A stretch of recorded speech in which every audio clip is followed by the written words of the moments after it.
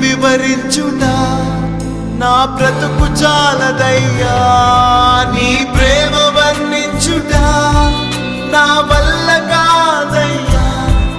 నీ కృపని వివరించుట నా బ్రతుకు చాలదయ్యా. తండ్రి దేవా